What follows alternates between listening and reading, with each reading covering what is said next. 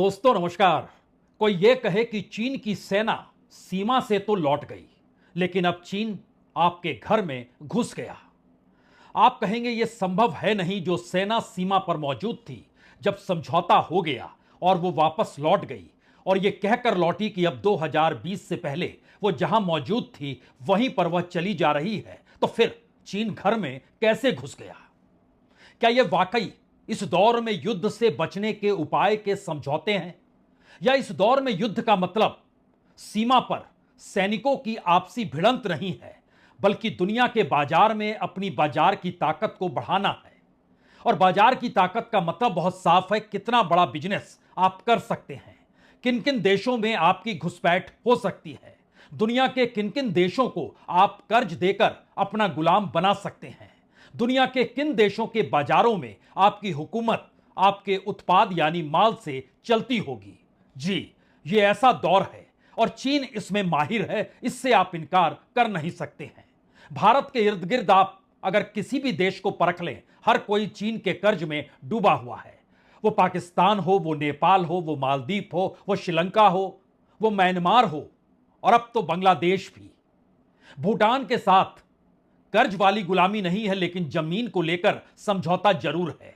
और इस दौर में भारत ने भी चीन के साथ समझौते कर लिए। तो जरा कल्पना शुरू कीजिए कि चीन का कौन सा माल आपके घर के किस कमरे में पड़ा हुआ है। वो ड्राइंग रूम है, वो रसोई घर है, वो आपका टॉयलेट है, आपके घर से निकलते ही बाजार तक जाने का वो रास्ता है, वो कम्युनिकेशन का माध्यम है, वो आपके घर में आ रही एनर्जी का माध्यम है।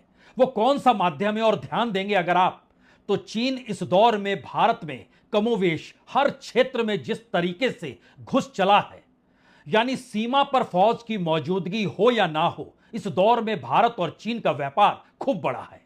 और व्यापार इस हद तक बड़ा है कि भारत अपनी इकोनॉमी को संभालते संभालते चीन के उत्पाद यानी प्रोडक्ट पर निर्भर हो चला है। तो पहला सवाल, क्या भारत ने चीन के साथ समझौता अपनी अर्थव्यवस्था को संभालने को लेकर किया है? क्योंकि मोदी सरकार की इकोनॉमी इस दौर में इस बात की इजाजत देती ही नहीं है कि भारत के मैन्युफैक्चरिंग सेक्टर से भारत अपने लायक प्रोडक्ट डेवलप करे और उस प्रोडक्ट का बाजार में बिकना शुरू हो जाए। दरअसल भारत में उत्पादित माल की जो कीमत है, उससे औसतन 3 गुना कम कीमत पर चीन का हर माल भारत में आने को तैयार है और आ भी रहा है। यानी भारत के भीतर नौकरी का ना होना, मैन्युफैक्चरिंग सेक्टर का नेगेटिव में होना, कोर सेक्टर का डूबते चले जाना, और इन परिस्थितियों के बीच चीन के तमाम उत्पाद पर भारत का निर्भर होना, उसका एक्सपोर्ट लगातार भारत में बढ़ते चले जाना, यह मैसेज क्या है?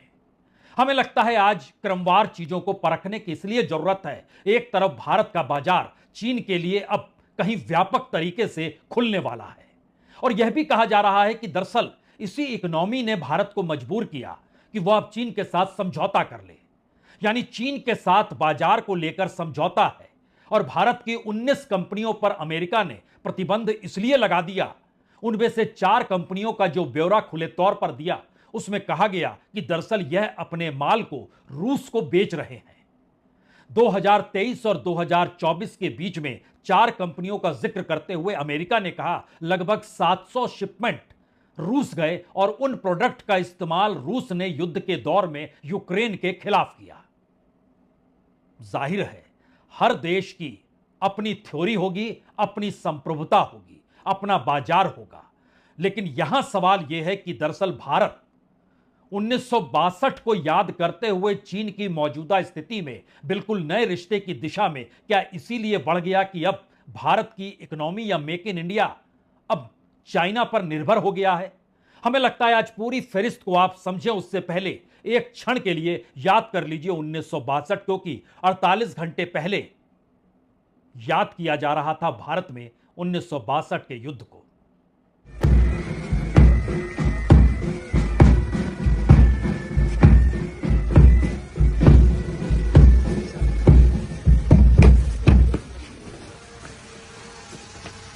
चलो बेटा, now मैं move palette.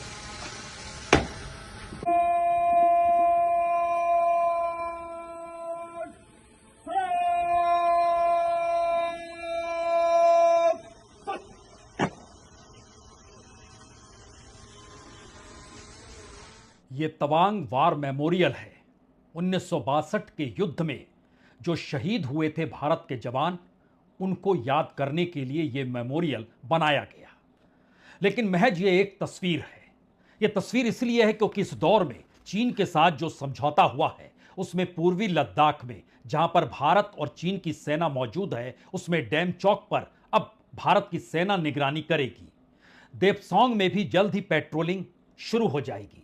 और इसके साथ साथ हॉट स्प्रिंग का है, काराकोरम पास हो, दौलत बेग ओल्डी हो, कोट कला हो, चुशुल मोल्डी हो, इन तमाम जगहों पर भारतीय सैनिकों की मौजूदगी होगी और चीन की सेना वापस 2020 से पहले जहां वो तैनात थी वहां पर लौट जाएगी। लेकिन सवाल इस दौर में सीमा पर मौजूद सैनिकों का कतई नहीं है। बात तो यह है कि दरअसल चीन पर निर्भर होता भारत और चीन के प्रोडक्ट भारत की अर्थव्यवस्था में कितनी बड़ी जरूरत बन चुके हैं, इसका एहसास कैसे आपको आज करा दिया जाए। क्योंकि 2015 में चीन जो माल भारत में एक्सपोर्ट करता था, उसकी कुल कीमत तकरीबन 4-4.5 लाख करोड़ थी। आज की तारीख में यह बढ़ते बढ़ते 9 लाख करोड़ रुपए पार कर चुका है। लेकिन बात इससे साफ होती नहीं है, क्योंकि बार बार इन बातों का जिक्र होता है कि चीन के साथ जो भी समझौते हैं वो दरअसल इस रूप में है कि दोनों एक दूसरे की जरूरतों को पूरा करते हैं, लेकिन ऐसा बिल्कुल नहीं है। भारत में आपकी उपयोग में आने वाली हर वो चीज, अगर आप उसकी फेरिस्त को परखना चाहते हैं तो फिर ध्यान से सुनना आप शुरू कर दीजिए।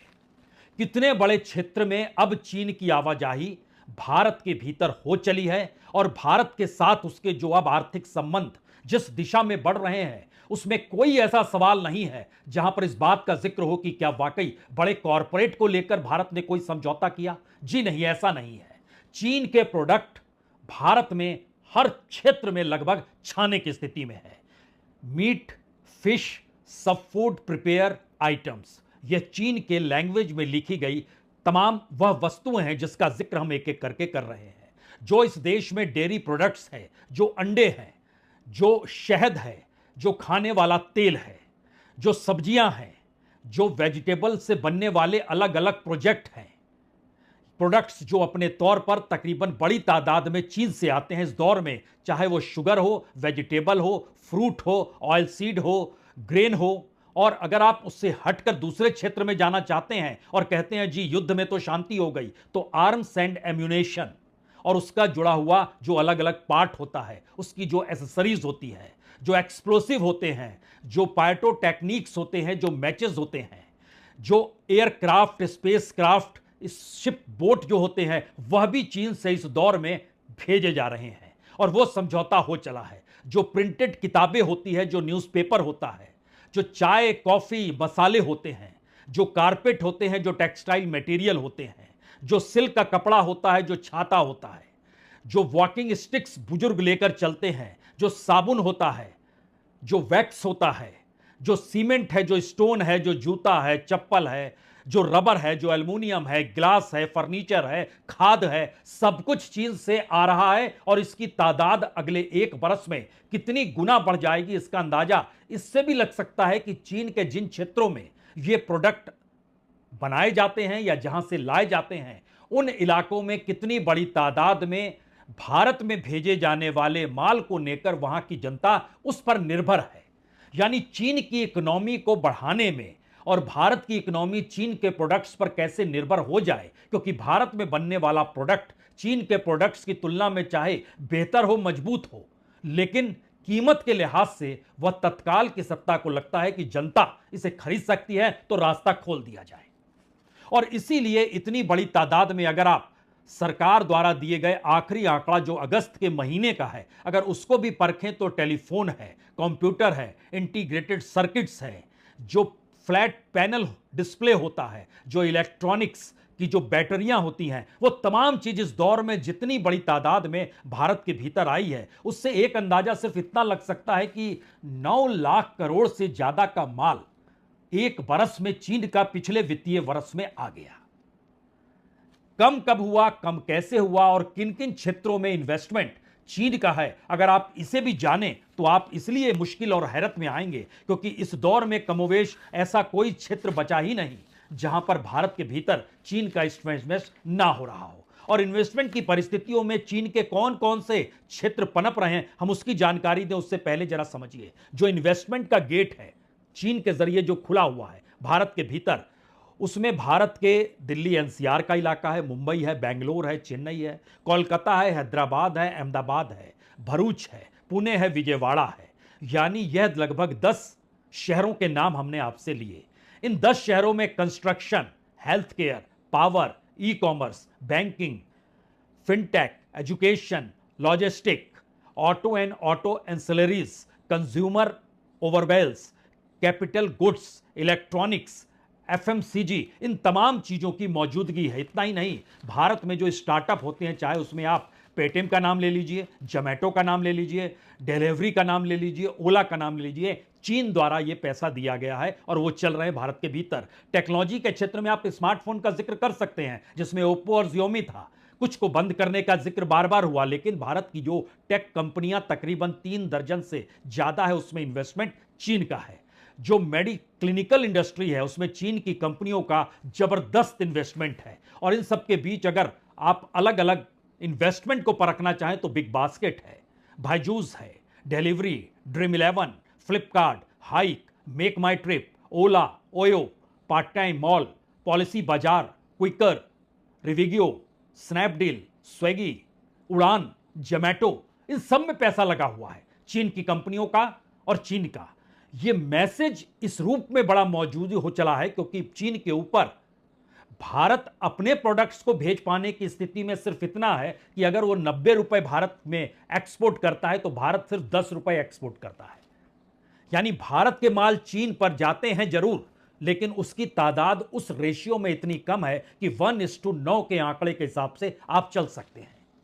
चीन के इस पूरे वर्चस्व को कौन समझ रहा है और किस रूप में देखा जाना चाहिए, खास तौर से तब जब चीन कमोवेश भारत के इर्द गिर्द हर जगह पर उसकी मौजूदगी हो चली है और भारत के ट्रेड में 12% चीन की ही भागीदारी है।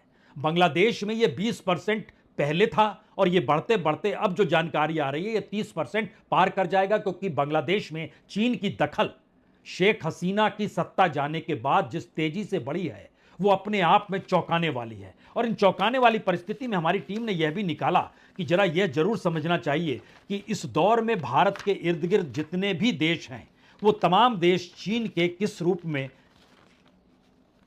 कब्जे में है, जो कर्ज में डूबे हुए ये अलग अलग क्षेत्र हैं। और इनके जरिए जो भारत में सिर्फ माल आता है, उन जगहों का अगर आप नाम जानना चाहते हैं तो जैसे गोंगडोंग प्रोविंस है, यहां से हर बरस तकरीबन 25,000 करोड़ का माल बनता है और भारत आता है।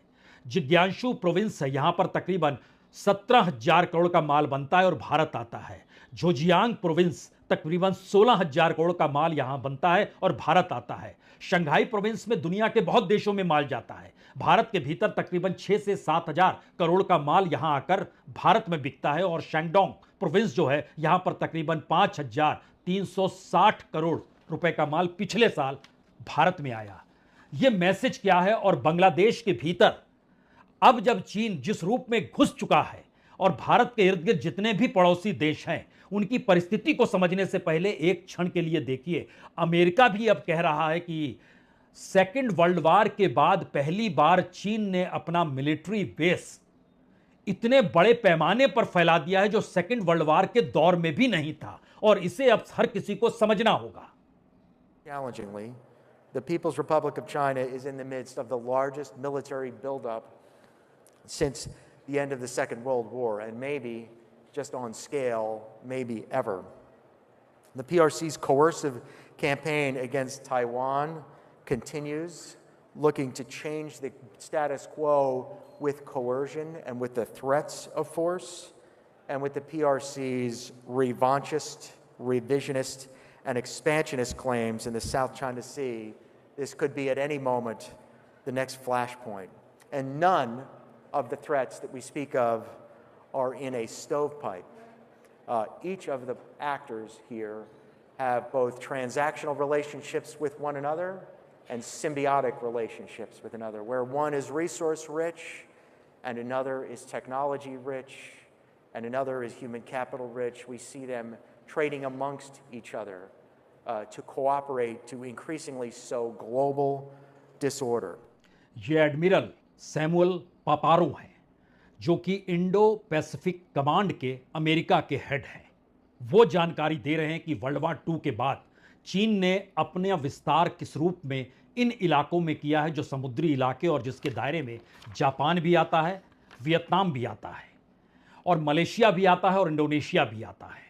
और इस पूरे इलाके में अपनी ताकत चीन जिस रूप में फैला रहा है, उसको लेकर चिंता व्यक्त अपने तौर पर अमेरिका के एडमिरल कर रहे हैं। लेकिन सवाल उसके एक कदम और आगे का है, क्योंकि 70% मशीन के जो टूल्स हैं और 90% सेमीकंडक्टर चीन इस दौर में रूस को दे रहा है। रूस उसका इस्तेमाल यूक्रेन युद्ध को लेकर कर रहा है। और इसी संदर्भ में भारत की जो 19 कंपनियों पर प्रतिबंध लगाया गया, उसमें 4 कंपनियों का जिक्र अमेरिका ने किया है। वो Ascent Aviation India private limited है, मास्क ट्रांस है, टीएसएमडी ग्लोबल प्राइवेट लिमिटेड है और फुट ट्रेवो कंपनी है। और इन पर यह आरोप लगाया गया कि मार्च 2023 से मार्च 2024 के बीच रूस की कंपनियों को इन्होंने 70-700 से ज्यादा शिपमेंट भेजी और ये कंपनियां जिन माल को भेज रही थी वह रूस ने एविएशन से जुड़े कामों में लगाया और उसका इस्तेमाल युद्ध में खुले तौर पर किया। दुनिया की ऐसी कई कंपनियों को प्रतिबंध अमेरिका ने किया है। लेकिन अगला सवाल यह भी है कि इस दौर में भारत में जो माल डिफेंस क्षेत्र में चीन का आ रहा है, भारत में जो माल रोजमर्रा की जरूरतों को लेकर लगातार तेजी से बढ़ रहा है, ऐसे में भारत की अपनी इकोनॉमी या लोगों की अपनी जरूरतों को तो वो पूरा कर रहा है, लेकिन अपनी इकोनॉमी में जो एक स्वावलंबिता होनी चाहिए, यानी हम खुद पर निर्भर हैं, अपने प्रोडक्ट्स खुद बनाएंगे, वह चीज एक झटके में गायब हो गई। और इसका बेहतरीन नमूना इस दौर में बांग्लादेश में नजर आ रहा है, क्योंकि इससे पहले ध्यान दीजिए तो पाकिस्तान पर कर्ज तकरीबन 2 लाख करोड़ का है जो चीन ने दिया है।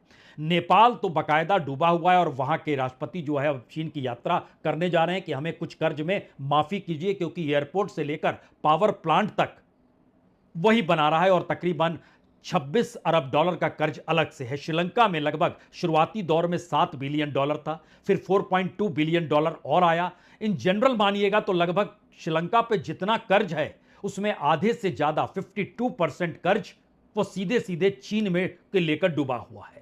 मालदीव लगभग $1.3 बिलियन यानी तकरीबन 11,000 करोड़ के लगभग वो पूरे कर्ज का 30% है, वह चीन को लेकर डूबा हुआ है। भूटान के साथ जमीनी समझौता चीन ने किया हुआ है। म्यांमार कर्ज में लगभग 40% डूबा हुआ है। और इन सब के बीच बांग्लादेश पर जो कर्ज था 60,000 करोड़ का, अब वो बात आगे निकल गई है, क्योंकि वहां से भारत जब बाहर हुआ है उसका पहला असर तो यही नजर आया कि अडानी की कंपनी जो वहां पर 1,600 मेगावाट बिजली दे रही थी, अब उसे कम करने पड़ा, क्योंकि उसका पैसा वापस बांग्लादेश से आया नहीं है और वो फंसा हुआ है। तो पैसा जब तक होगा नहीं तो घटते घटते अब 1,600 मेगावाट से घटते घटते 700 मेगावाट की ही सप्लाई अडानी की कंपनी जो गोड्डा से कर रही है पावर सप्लाई, वो करने लगी है, यानी कम कर दिया है, क्योंकि पैसा नहीं आ रहा है। दूसरी तरफ चीन उसको किस रूप में भरोसा दिला रहा है, ये चीनी राजदूत जो कि बांग्लादेश में है, याहो वेन, उन्होंने अपने तौर पर जो बिसात बिछाई है उसको अगर समझिएगा तब पूरे इलाके के भीतर में भारत के इस समझौते की स्थिति में चीन की जरूरतें कैसे विस्तार और ज्यादा पाएगी, ये चीजें और क्लियर हो जाएगी। क्योंकि हस्तक्षेप ना करने का सिद्धांत समझौते के तहत बांग्लादेश के साथ चीन ने किया और कहा है कि गरीबी मुक्त और लोकतांत्रिक संपन्न बांग्लादेश के निर्माण में वह सहयोग करेगा। तो कूटनीति पहल पहली बार ऐसी हुई कि जिस जमायत इस्लामी के दफ्तर में 2010 के बाद कोई डिप्लोमेट नहीं गया था, वहां पर भी चीन के डिप्लोमेट चले गए। जो बांग्लादेश नेशनलिस्ट पार्टी है उनसे संपर्क किया, जो छात्र वहां आंदोलनरत थे और सत्ता उन्होंने पलट डाली, उनके साथ बातचीत शुरुआत की। और इन सब के बीच मोहम्मद यूनुस जो 25 सितंबर को यूनाइटेड नेशन गए थे, तो वहां की बैठक से हटकर वो चीन के विदेश मंत्री वांग ली से मुलाकात की और दोनों देशों ने तकनीकी सहयोग पर समझौता किया। और इन परिस्थिति के बाद तकरीबन 8.5 करोड़ डॉलर यानी बिलियन डॉलर जो था, तो जो तकरीबन 714 करोड़ के लगभग बनता है अगर आप रुपए में करें, यह इन्वेस्टमेंट बांग्लादेश में तुरंत हो गया। और बांग्लादेश में जो करने की स्थिति थी उसमें कहा गया कि हम आपको टैक्स फ्री कर देंगे। अभी तक जो भी माल बांग्लादेश का चीन जाता था उसमें 100% टैक्स लगता था, यानी माल दुगना हो जाता था। अब उसमें टैक्स फ्री करने की स्थिति में आ गए। बेल्ट एंड इनिशिएटिव जो बीआरआई है, प्लानिंग चीन की, उसमें बांग्लादेश में 7 रेलवे की योजना, 12 हाईवे, 21 पुल और 31 बिजली और ऊर्जा से जुड़ी परियोजनाओं को वो बना रहा है। बाढ़ आती है तो वहां पर भी उसने राहत का ऐलान कर दिया और कहा कि हम आपको मदद करेंगे, तकरीबन $4 लाख आपको देंगे। चीन से चटगांव सीधे समुद्र से पोर्ट जोड़ने की स्थिति में है। एयर कार्गो रूट खोल दिया गया जिग्याशी और ढाका के बीच में।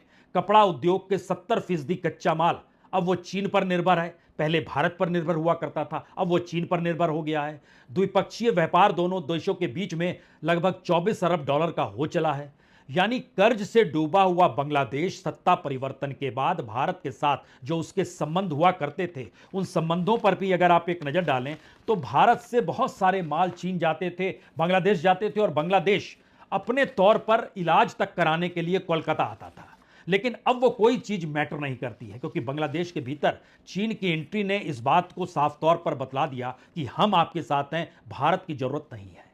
और बांग्लादेश जो अभी तक अनाज के क्षेत्र में, रिफाइनरी पेट्रोलियम को लेकर, पावर को लेकर भारत पर निर्भर था, सभी तरह के कॉटन भारत से जाते थे, मेडिकल ट्रीटमेंट के लिए वो आते ही थे। अब इन सब परिस्थिति में जो 9 समझौते हुए हैं चीन के साथ, वो जाहिर तौर पर इस पूरे इलाके में एक नई सामरिक परिस्थिति भी खड़ा कर सकते हैं। ये भारत को समझना होगा। लेकिन इन सब के बावजूद भी जो अलग अलग तस्वीरें निकल कर आईं, वो इन्हीं बात की तस्वीर थी कि देखिए भारत और चीन के बीच समझौता हो गया।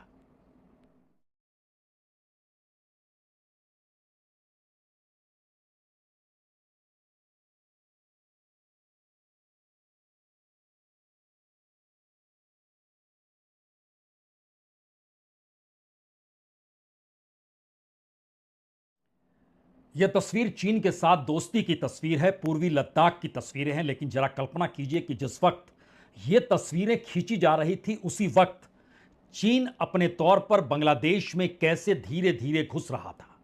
चीन के नेवी फ्लीट क्वी जुंगवांग और जिंग गैंगशांग ने चटगांव का दौरा इसी वक्त किया। इसी तस्वीरों के बीच में रक्षा सहयोग बढ़ाने का दोनों देशों ने ऐलान किया और सशस्त्र बल जो प्रोथॉम के आधुनिकीकरण का जिक्र दोनों देशों ने मिलकर किया, बांग्लादेश और चीन ने किया। यहां यह भी समझना होगा कि दरअसल चीन दुनिया भर के बाजार में अगर उसका माल उपलब्ध है तो वह उसकी आर्थिक ताकत है, और वही वो ताकत है जिसके जरिए वह दुनिया में सबसे ताकतवर देशों में शुमारी होती है। और अमेरिका के भीतर आज भी चीन का माल आपको हर बाजार में नजर आएगा, चाहे चीन और अमेरिका के बीच इस दौर में 36 के आंकड़े हो चले हों। तो क्या एक ऐसी परिस्थिति भारत के साथ जुड़ रही है? यह भी समझना होगा कि भारत की जीडीपी से 5 गुना ज्यादा बड़ी जीडीपी चाइना की है। चीन में अलग अलग प्रोविंस में जहां जहां जो माल बनता है, वो माल पूरे तरीके से दुनिया में बिके जाने वाले माल के जो फायदे होते हैं उसी पर निर्भर है। और इसीलिए वहां की प्रति व्यक्ति आय भारत की तुलना में लगभग 5 गुना ज्यादा है। लेकिन सवाल यह भी है, क्या भारत ने इस दौर में अपनी मैन्युफैक्चरिंग आर्किटेक्चर को बढ़ा किया?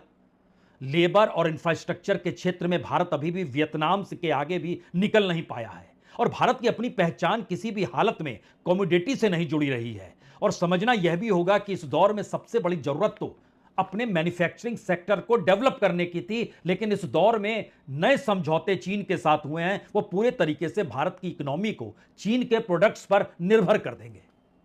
क्योंकि एक फहरिस्त, आखिरी फहरिस्त जरा देखिए कि इलेक्ट्रिकल और इलेक्ट्रॉनिक इक्विपमेंट जो भारत में आए वो तकरीबन 3,16,905 करोड़। हम आपको 2023-24 के फाइनेंशियल ईयर का एक डाटा छोटा सा बता रहे हैं। मशीनरी और न्यूक्लियर रिएक्टर और बॉयलर, यह 1,86,864 करोड़ का भारत आया चीन से। जो ऑर्गेनिक केमिकल्स हैं वो लगभग 1 लाख करोड़ के चीन से भारत आए। जो प्लास्टिक है वो लगभग 50-60 हजार करोड़ का वहां से निर्यात होकर भारत में आयात हुआ।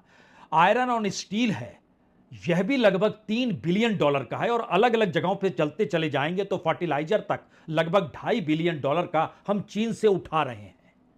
यानी ये समझौते पूरे तरीके से क्या भारत के भीतर आर्थिक परिस्थितियां जो डामाडोल है, लोगों के पास जो महंगाई और मुश्किल हालात हैं, उसमें वो बाजार में जाकर चीनी माल खरीदकर राहत महसूस करें, इस दिशा में भारत की इकोनॉमी चली गई है। या अपनी इकोनॉमी को बचाने के लिए चीन के साथ एक ऐसा समझौता हुआ है जो सीमा पर सैनिकों की 2020 से पहले की तैनाती तो दिखला दे, लेकिन भारत की पूरी इकोनॉमी चीन के आश्रय टिक जाए और देश के 10 देशों में जो चीन का पूरा इन्वेस्टमेंट है और कमोवेश हर क्षेत्र में है, अब वो बढ़ता हुआ सामने उभर कर सामने आ जाए, तो विस्तारवादी नीति का पहला नियम तो यही है, किसी भी देश को अपने ऊपर निर्भर कर लो, वो चाहे समझौतों के तहत ही क्यों ना हो, लेकिन उसके बाद वो आपकी बात मानेगा, अन्यथा वो देश अंदर से कमजोर हो जाएगा। यह सवाल कम से कम सरकार के सामने हो या ना हो, हमारे और आपके सामने तो जरूर होना चाहिए।